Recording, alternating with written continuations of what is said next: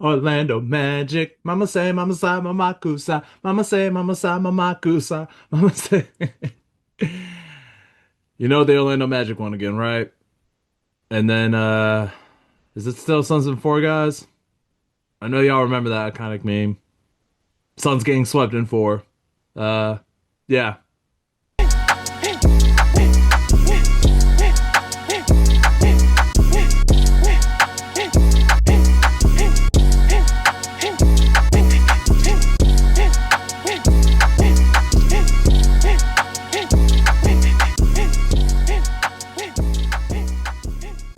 So it's 11 o'clock at night, and I'm just assigned to do a random podcast episode. I'm trying to, get some good sleep because I am absolutely tired.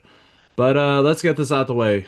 The well, actually, let me talk about the Suns OKC series first before I get into the main nits and grits of things. You know what I'm saying? The Suns had a good year, all things considered. Typically I would want to make my, videos like mocking the Suns, saying, "See, Suns."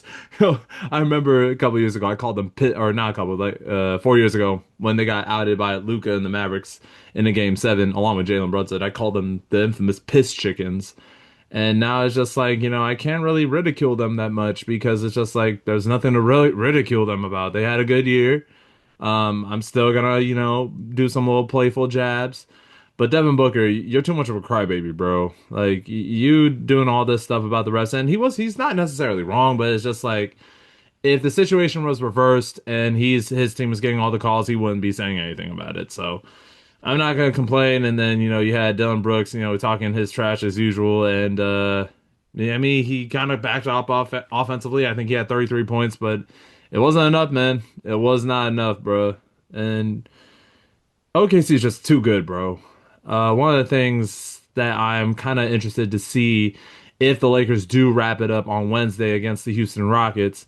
I'm very interested to see if we have enough to take them to a game six because I believe we can. With the way LeBron is playing, the way Luke Kennard and Marcus Smart are playing, and then you have Luca and Austin Reeves coming back, I feel like we'll be all right. But again, if we lose, and I have a feeling we will, I'm not saying that because I'm like a Laker fan that doesn't believe in my team. If we beat OKC, then anything is possible. I would love for us to do that. But that's not because I hate them, but because I really want to see my team win. You know what I'm saying? If we beat the Spurs and OKC and Denver, then anything is possible. But, OKC is just too good. They have all the pieces.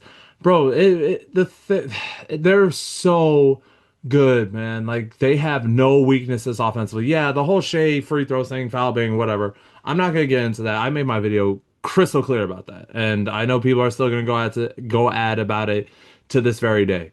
But never mind about that. This team beats you in so many ways, bro. Even without J-Dub, they still have guys that could step up. They have a next man up mentality. If J-Dub's not playing, you're gonna have AJ Mitchell in the starting lineup, and AJ Mitchell can get a hot hand. They picked up Jared McCain for a reason. He has another scoring punch off the bench. You had the other Jalen Williams, Vietnamese Jalen Williams. He could score 29 and give you 10 boards. Chet Holmgren's more than capable of getting you 20. This team has so many guys that could beat you. And I said it in my previous episode when discussing the Boston Celtics. And Boston has guys like Baylor Shireman, Derek White, Neemias Queta, Jaylen Brown, Peyton Pritchard, obviously. And in my last video, I wasn't trying to slight Peyton Pritchard at all. I wasn't trying to diss him or treat him like he's some sort of scrub. Peyton Pritchard is a good player. I'm just really shocked that the Philadelphia 76ers would get beat by that guy. You know what I'm saying? And that's not a slight on him. He's not a scrub, but it's just like, damn, Sixers, you're letting him beat you of all people, the littlest dude on the floor. But that's neither here nor there. The OKC Thunder are too good, and it kind of showed this series. And I tell people this, even if the fishing was quote unquote fair in favor of the Oklahoma City, in favor of or not even in favor, if the fishing was fair, period, this series is over either way because Phoenix does not have enough to counter that monster in OKC. You know what I'm saying? So I know the refs, they kind of call a lot of BS calls in this series, but that's not the reason why the Suns lost. The Suns lost because they faced the better team. That's it. And one of the things that the Suns should do is that they need an athletic power forward. I do not want to see Tobias Harris on that roster next year because you might as well keep Dylan Brooks at the power forward. You're not getting anything with that guy. But if they can get someone like a John Collins, Rui Hachimura, who's pretty good, if they could somehow make a trade for Cam Johnson to at least have him off the bench with like Royce O'Neal and Colin Gillespie, and then they need a point guard. This free agency class is kind of weak when it comes to point guards, but they could definitely get one in a trade. Maybe get a Davion Mitchell from the Miami Heat. Who else? Marcus Smart. Even though I don't want the Lakers to get rid of Smart, if the Suns somehow grasp him, that's a great pickup for him.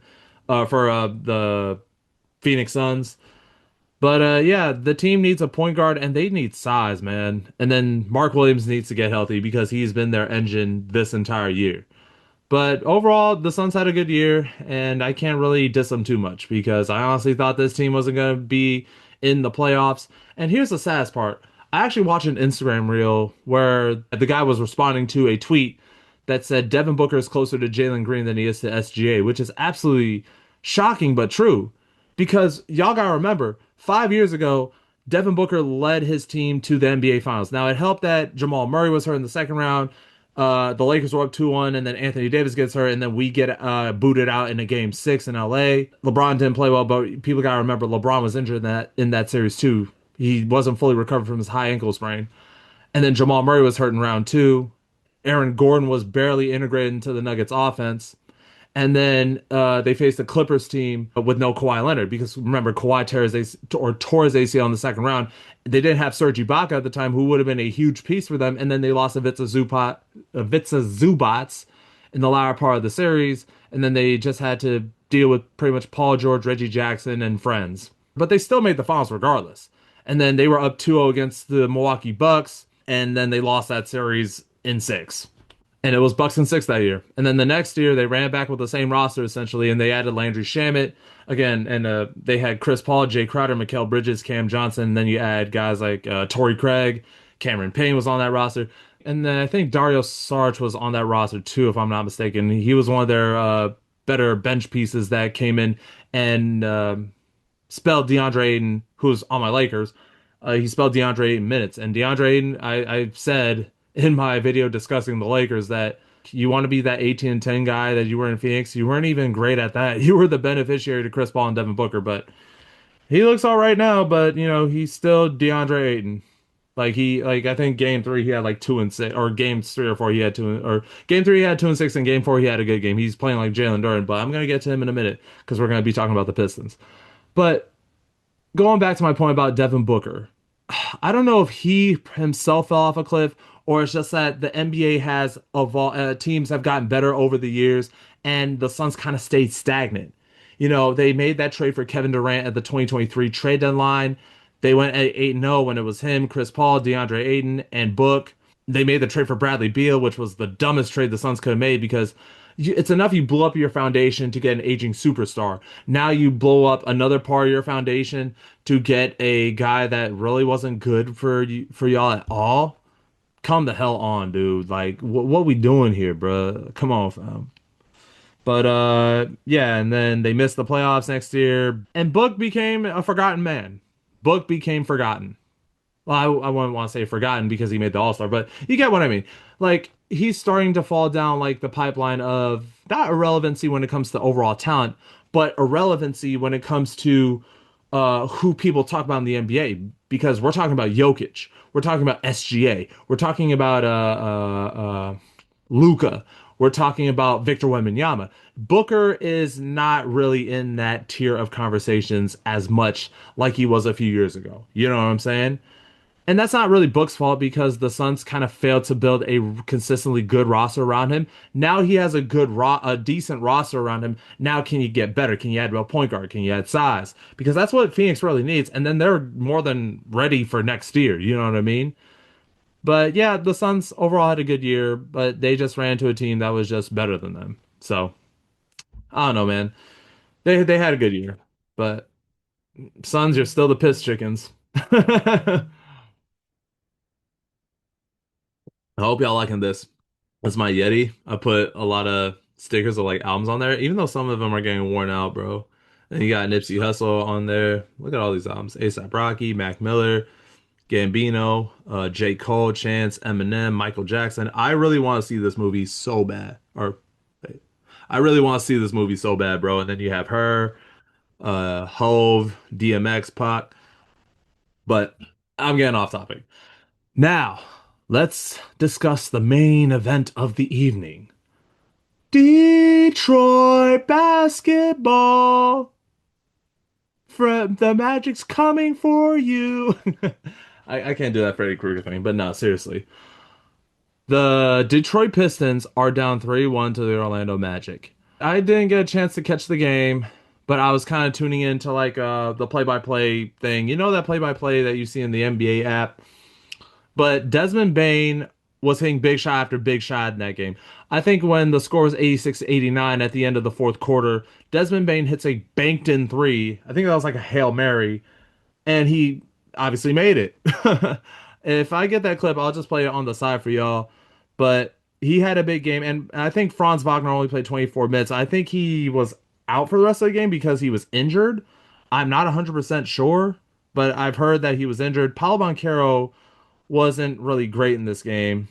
There were times where it's just like, man, this dude was forcing up so many shots. Now I'm again, I didn't watch the full game, but I caught the highlights. But this series showed why Desmond Bain was such an important picker for Orlando because they didn't have this in the last 2 years. They had to rely on Gary Harris and Kentavious Caldwell Pope to be that third shot creator outside of Franz and Paulo. And then Wendell Carter Jr. has outplayed Jalen Duren in this series, and Jalen Duren has played like freaking DeAndre Ayton. He's becoming more of a waste of a height than DA will ever be. And here's a shocking stat that I found on basketball coverage on Instagram. They said this: JD, Jalen Duren, went from averaging 19 points, 19 and a half points a game and 10 and a half rebounds a game on 68.8 true shooting percentage during the regular season to 9.8 points a game and then 8 rebounds a game on 51% true shooting percent this series. Now, what's been happening, and I said this in my video talking about Cade's injury exposing the Pistons, and I wasn't necessarily, and it looks like I was right. There was one dude that said in my comment, "Terrible take," because Dennis Jenkins came in and he played well in the games that Cade was out. But one of the things I said was that the Spurs actually laid out a foundation, and the Cavaliers too. They both laid out a foundation to neutralize the Detroit Pistons. Do not let Cade Cunningham get to the mid range freely. Put so much pressure on him and force guys like Tobias Harris and Duncan Robinson to create. And don't let Jalen Duren get free rides to the rim. Make him be a shot creator. And Wendell Carter Jr. has been making him work. And he's looked more like Jalen Duren this series than Jalen Duren's looking like Jalen Duren. It's amazing. And someone brought up that, I think Angel Reese is dating Wendell Carter Jr. And then she was Jalen Duren's ex. Yeah, Jalen Duren was her ex-boyfriend, and I feel like that's kind of funny. That's kind of a funny sense. I just feel like, hey, Angel Reese chose the right guy, man. Oh boy. But no, seriously. Cade had 25, 9, and 6, but he shot 7 of 23. I thought he was good to start off the game, but he missed 11 threes, shot 27% from three. Duncan Robinson, who has been their consistent three-point shooter all year. And I'm pointed this out in my trades video. I pointed out in my Cade Cunningham injury video that if the Pistons were smart, they should have got out and got Klay Thompson. I know a lot of people saying, well, Clay is old and he can't play defense and all that. Hey, can we stop that?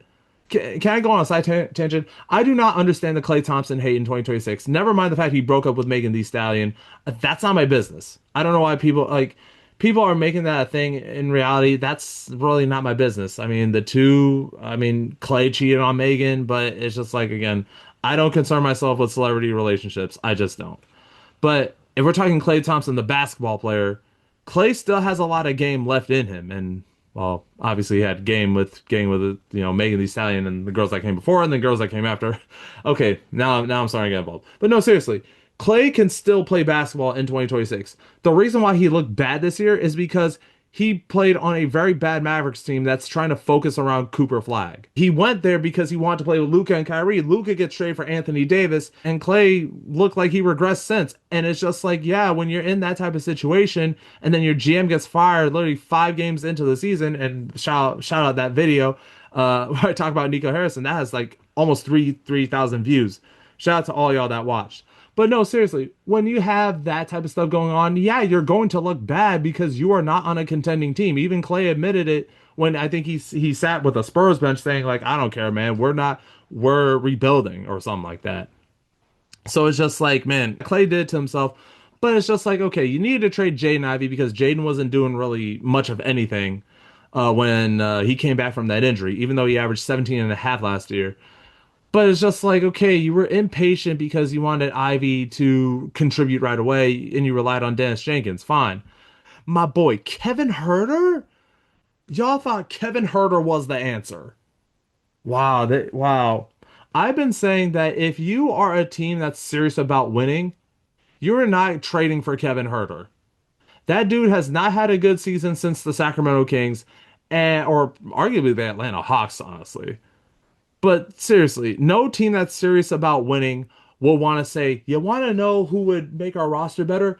Kevin MF Herter. You never said that, nor you heard anyone say that. But you want to know who they say that about? Marcus Smart. You want to know who they say that about? Luke Kennard.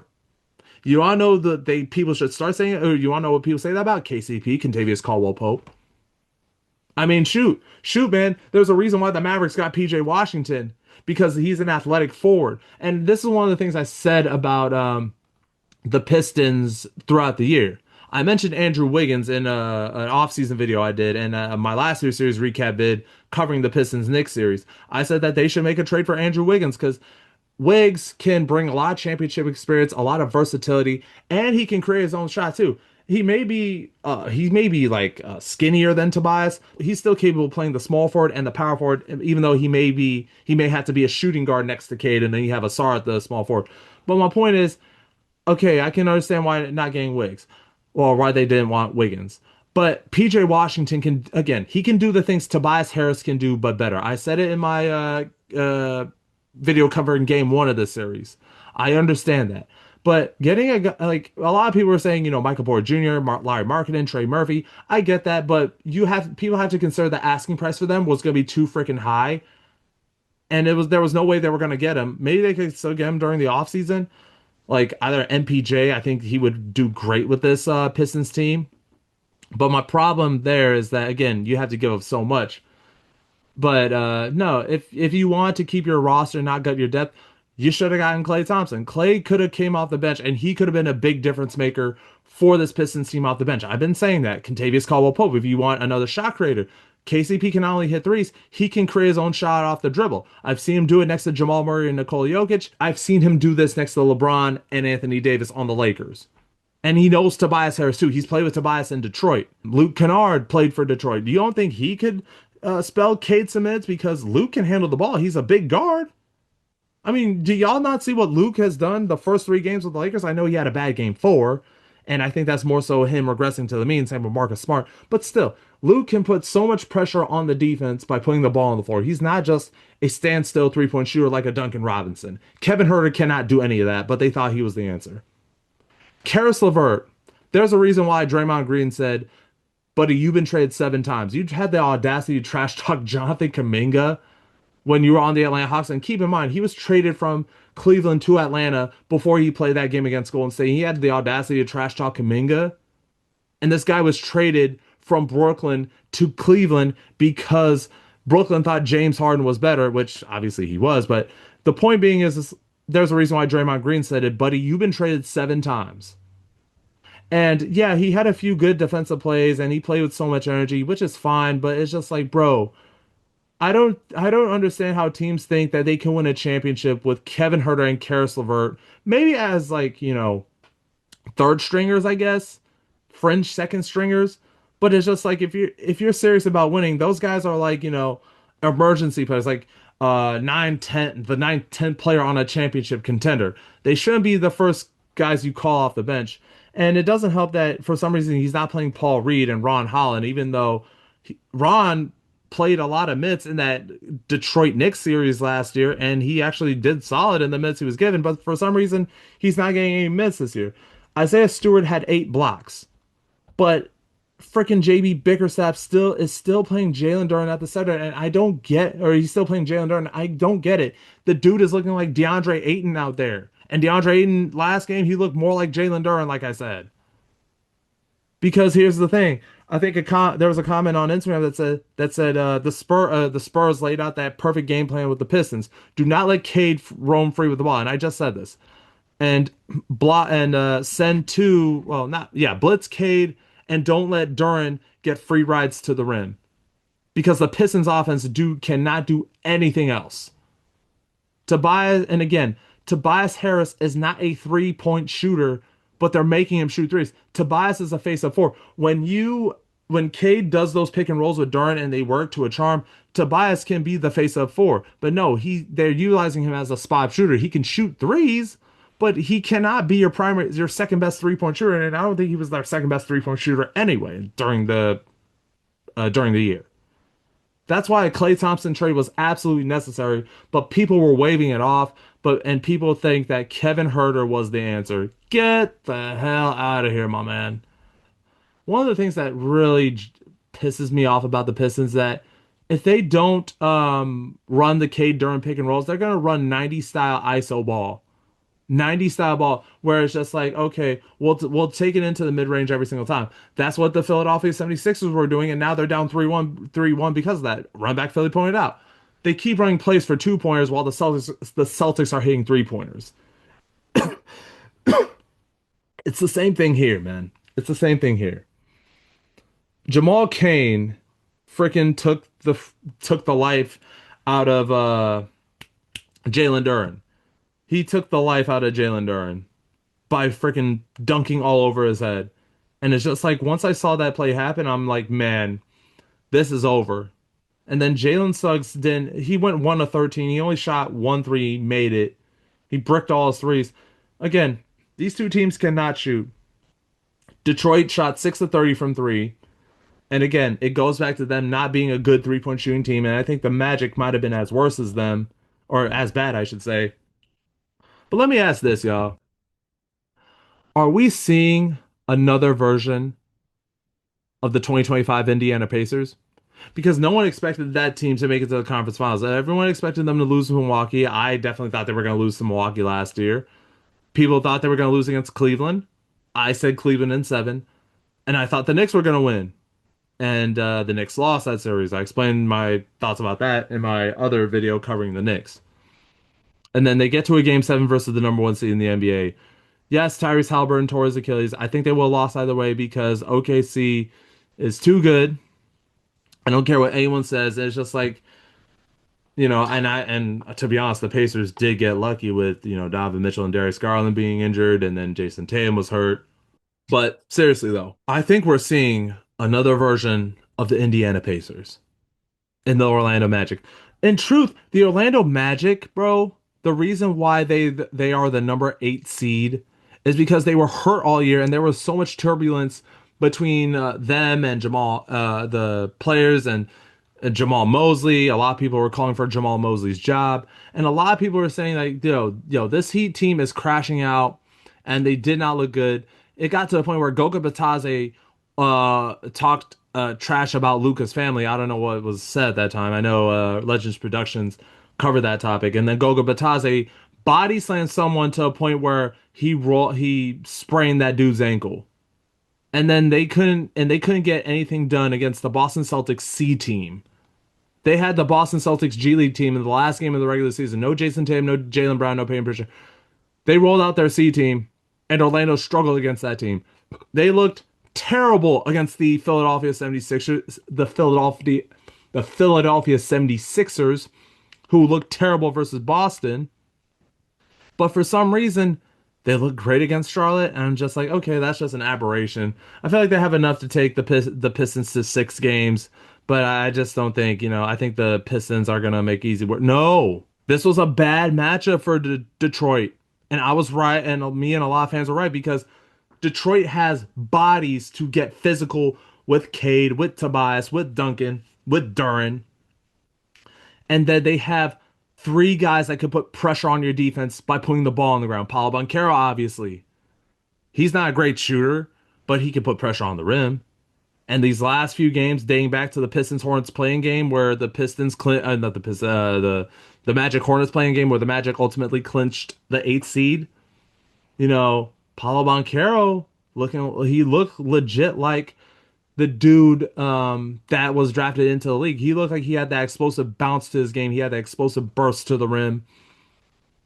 And then you also add Franz Wagner, who's a solid shooter, and Desmond Bane, who has always been a great three-point shooter, dating back to his days in Memphis. I've seen him hit big shots with the Grizzlies, especially in that 2022 playoff run where they faced the Minnesota Timberwolves. He obviously hit some big shots against the Warriors, and he did have some big games against the Lakers in 2023.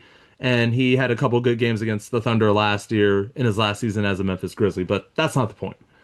My point is, bro, the Magic was a bad matchup for the Pistons, or the Magic were a bad matchup for the Pistons. You know what I mean? Because Detroit does not have a shot creator. They suck at shooting the ball. Cade Cunningham, I gave him a pass last year because I thought, okay, these are growing pains. Every young player goes through them. Anthony Edwards went through that. Giannis Antetokounmpo went through that. Kobe airballed four shots.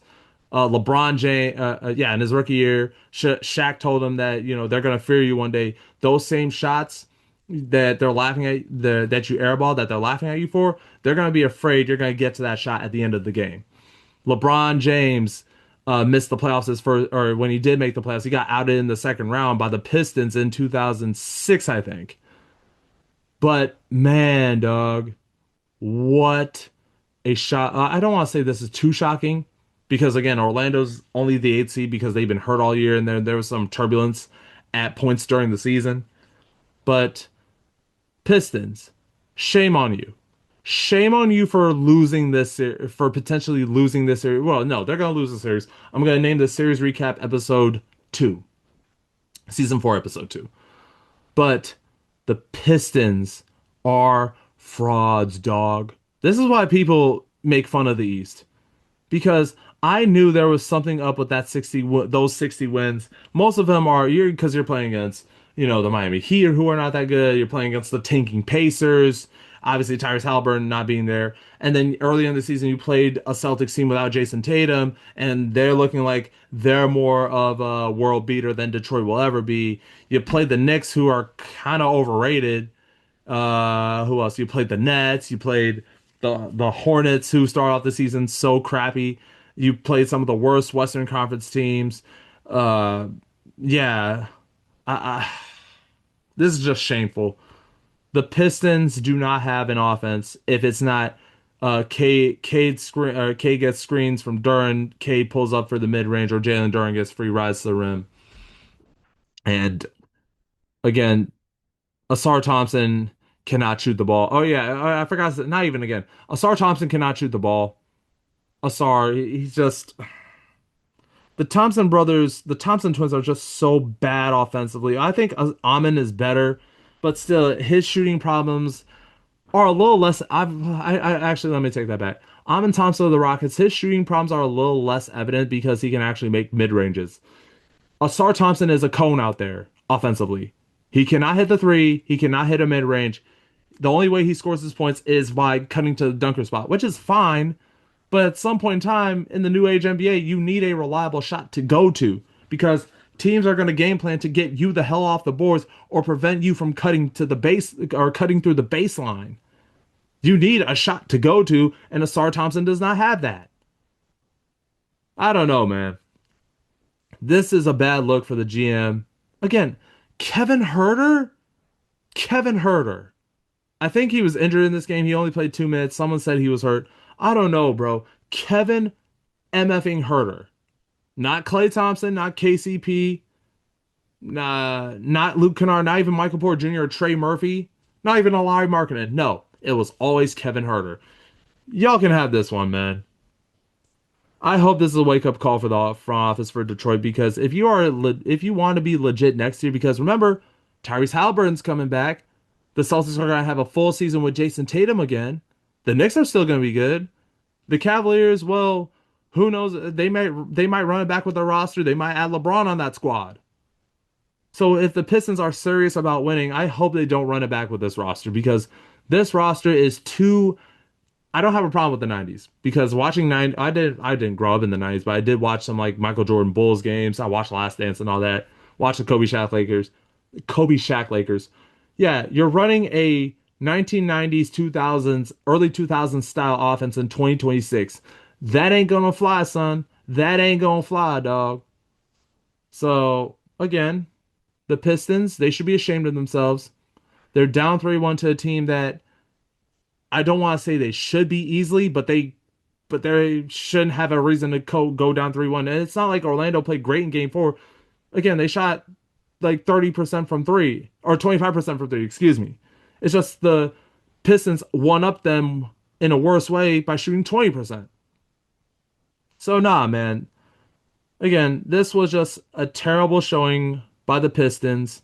And I understand the Magic were hitting a lot of crazy shots. Like again, there was a shot by Paolo Banchero in Game 3 where it bounced up off the rim and boom went down. It kind of reminded me of Tyrese Halliburton shot Game 1 versus the Knicks last year.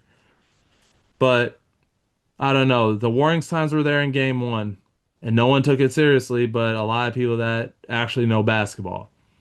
I'm not saying Pistons fans don't, but what a shame. And this season's gonna go to hell. And Detroit can never have anything nice, man. Sucks being a Detroit fan, but I'm gonna stop rambling there. This is season 4, or yeah, season 4 series recap, episode 2. Um, yeah, man. But what do you think? Do you guys think the Pistons are in trouble? Or obviously they are in trouble. Do you guys think they'll come back and win the series? If you're the front office of the Detroit Pistons, what would you guys do to make this roster better? And if you're the Suns, how could you build on this season? Because there were a lot of positive things to take away about the season for the Phoenix Suns. It's just that again, they ran to a better team. And one more question. Do you guys think the Magic have the potential to be what the Pacers were last year or what the Miami Heat were in 2023? Because this is a 1-8 matchup. The last time we saw a 1-8 matchup happen and the 8 seed comes out victorious was the Miami Heat, the Jimmy Butler Miami Heat against Giannis and the Bucks. I talked about it in my game 1 post game recap covering about the Pistons Magic game 1. That's what I was trying to say. I don't know why I'm trying to ramble with big words or whatever. But yeah, man, I got nothing else to say. Hope you guys enjoyed this episode. Like and subscribe. More videos on the way soon. More shorts coming soon and all that stuff. That's the end of this video. I'm X. Deuces.